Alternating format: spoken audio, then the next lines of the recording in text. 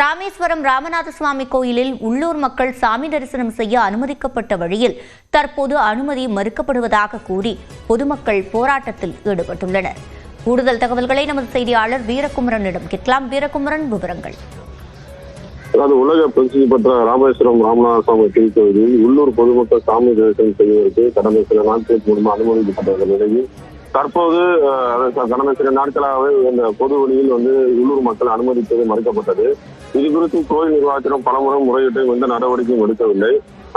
அவ்வழியாக அனுமதிக்காமல் ரூபாய் 200 கட்டண வரிசையில் கட்டணமின்றி அனுமதிப்பதாக கூறி 200 ரூபாய் வசூல் செய்து பொதுமக்கள் அனுமதிக்கப்பட்டனர். இதனால் உள்ளூர் பொதுமக்கள் பலமுறை முறையிட்டும் கோயில் நிர்வாகம் எந்த நடவடிக்கை எடுக்காததால் பல கட்ட பேச்சுவார்த்தை நடத்திய பிறகும் எந்த நடவடிக்கை எட்டாத நிலையில் இன்று ஆலய பொதுமக்கள் ஆலய நிரப்பு போராட்டம் என ராமேஸ்வரம் பொதுமக்கள் சார்பில் இன்று நுழைவு போராட்டம் நடைபெற்று வருகிறது. இதில் பொதுமக்கள் சுமார் 100கணக்கானோர் இந்த போராட்டத்தில் ஈடுபட்டு வருகின்றனர்.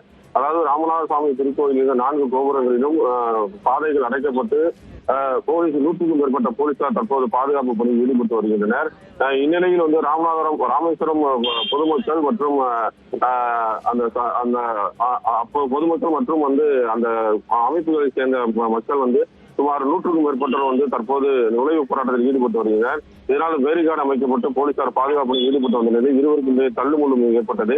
இந்நிலையில் பாதுகாப்பு பணியில் போலீசார் ஈடுபட்டு வருகின்றனர். இது குறித்து கோயில் நிர்வாகத்திடம் முறையாக விசாரணை செய்து பொதுமக்களுக்கு அந்த அனுமதி வழங்க வேண்டும் எனவும் பொதுமக்கள் கோரிக்கை விடுத்து வருகின்றனர்.